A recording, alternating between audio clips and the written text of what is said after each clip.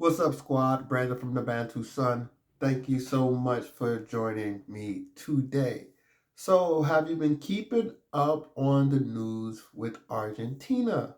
The newly elected president Javier Milei rejects BRICS. And I want to repeat that slowly for everyone who refuted that BRICS was trash. President Javier Milei of Argentina rejects BRICS.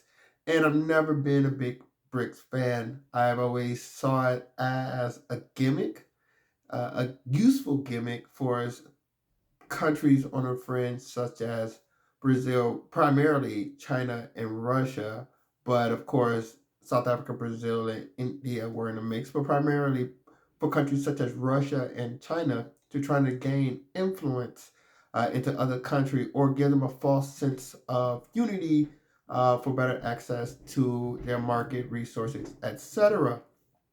But in no real tangible collective way, in my opinion, have BRICS ever represented anything of substance. Now, recently there was an expansion of BRICS, and Argentina was expected to be included in that expansion. But Argentina, due to their newly elected president, is rejecting that expansion. President Javier Milei is, some would say, well, he's believes in market liberalism. He believes in free and open markets philosophically, and he's done a lot of work up to date to liberalize the economy. And he's told the government if they try to block him, he's going to take everything to vote a mandate to the people. So he's a man of the people. Argentinians, more or less, have been tired, and I think a lot of them are just trying something new. I don't think you can go from voting for a socialist after socialist after socialist, such as Argentina has done, and all of a sudden wake up to a country of a bunch of free market economists. But I do believe that when your currency is devaluing 10 times a day through inflation, you're willing to try almost anything to try to preserve wealth. In Argentina, the inflation was so bad, people were buying products in the stores, and the products were seen as greater assets, such as laundry detergent.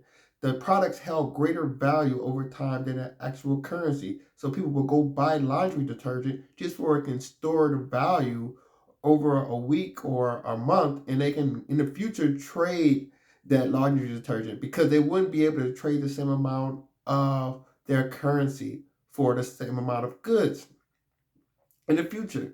So these are people that have lost complete faith in their currency. And this is why the president Javier Milei has been elected. And with the will of his people, he he has a mandate to do what's needed because he said if the court tries to stop him, he'll just take it right back to the people. So it's going to be interesting on how long it's going to take to turn these things around. Historically speaking, when you see cases such as this, where you have this economic liberalization of the market, it's a pain point, but then there is a recovery because what it is these things have to happen. There's no such thing as a free lunch, especially if you're not the creator of the US dollar like America is. So that means if you want to use US dollar, a global currency, you're going to have to get it some way. And you have to have assets to trade for that currency. So if you don't produce a US dollar and it's only one country that do that, you're going to have some assets of whether that's resources, a productive source, uh, value of labor, etc. But you have to exchange some value to get those US dollars.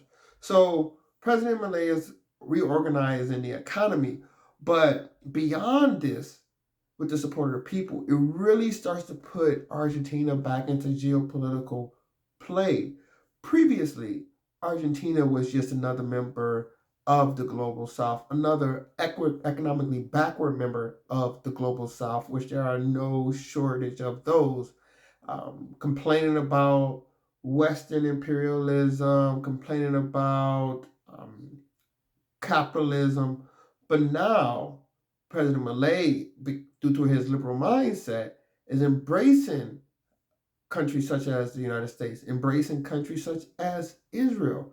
And what this do is kind of put Argentina in direct contrast with its behemoth of a neighbor, Brazil, along with the rest of the South Atlantic, more or less, with the exception of South Africa, with a slight exception of South Africa. South Africa also has some concerning leanings on one or two things as well, but South Africa has been able to navigate that and still maintain its ability to utilize its resources in the global market.